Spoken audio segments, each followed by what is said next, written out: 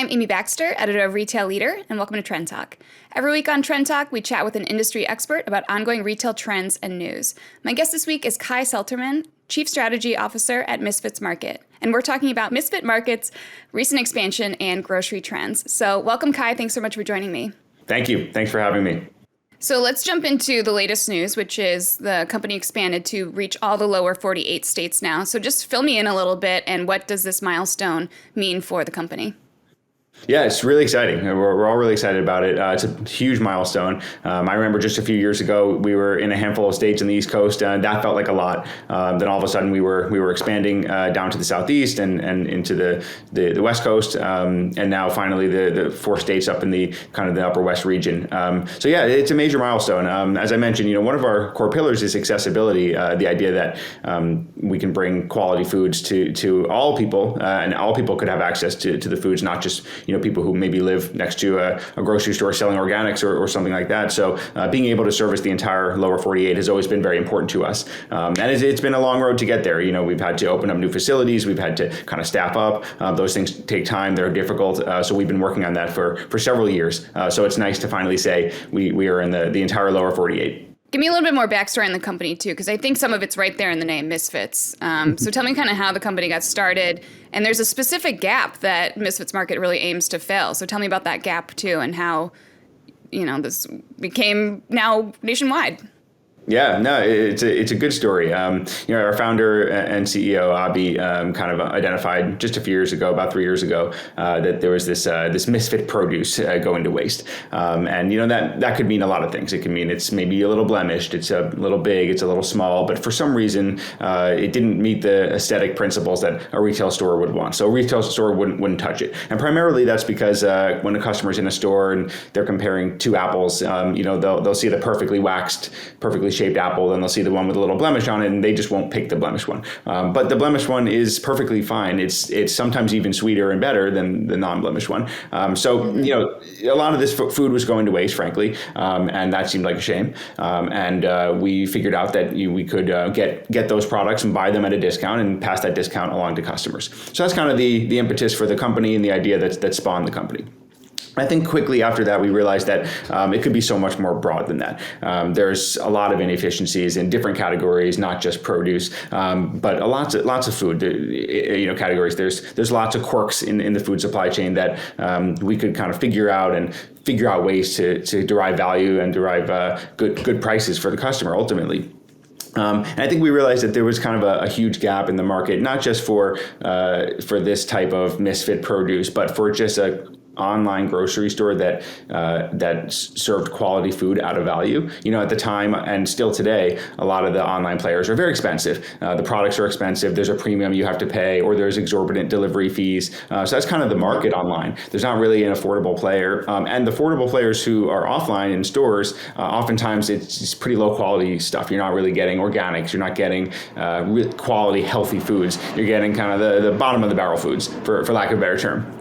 So we kind of felt like there was this opportunity to build a affordable but quality online grocery store built around this idea of a misfit, that we're accepting of products that maybe others aren't, because the quality is still excellent. The produce that we sell, this organic, slightly misshapen produce, is delicious. And like I said before, oftentimes actually better tasting than the alternative. One example that I love to give is if you go to the store and you buy a piece of citrus.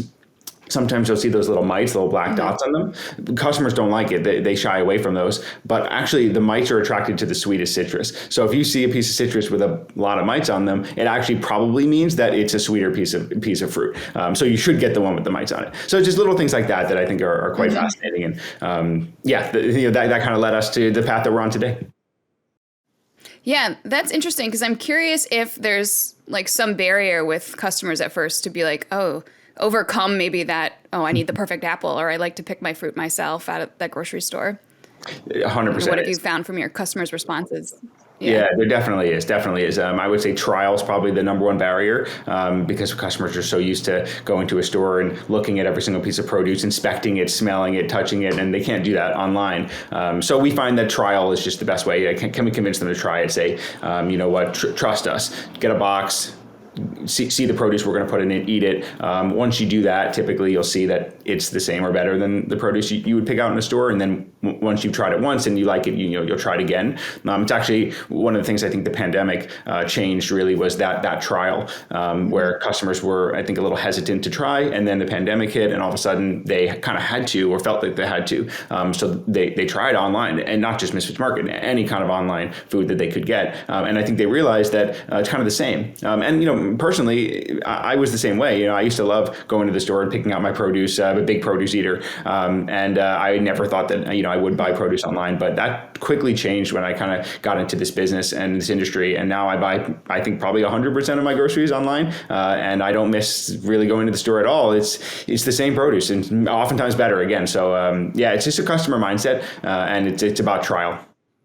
Yeah, it almost seems like a little bit of perfect timing for you guys because of the pandemic and how quickly, overnight everybody's shopping online for stuff. So can you tell me a little bit about that impact that you've seen since like mid 2020? Now we're just about to start year 3 of the pandemic.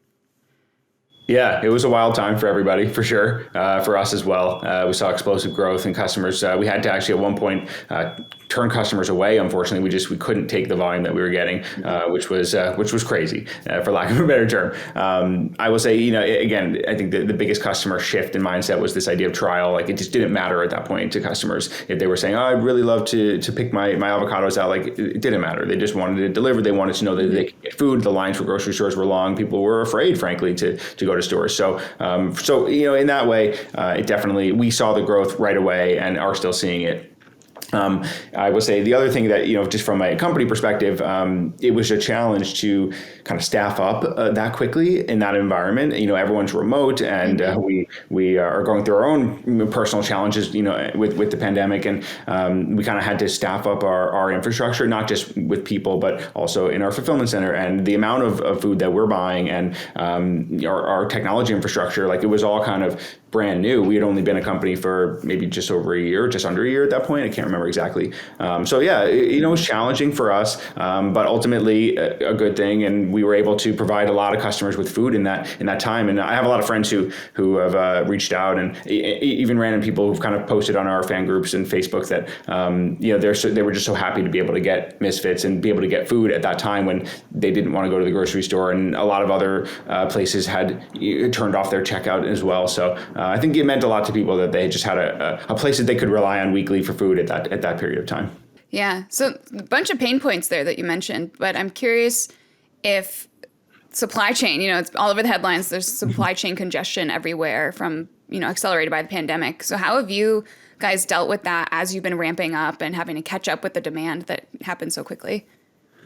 Yeah, I'll start by saying it's been a challenge for us as well. We're not immune to it.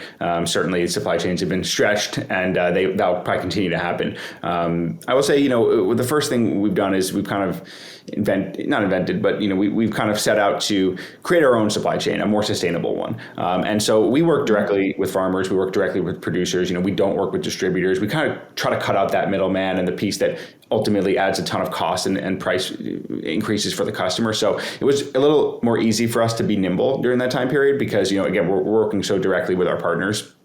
We're also able to work quickly. We're able to change quickly.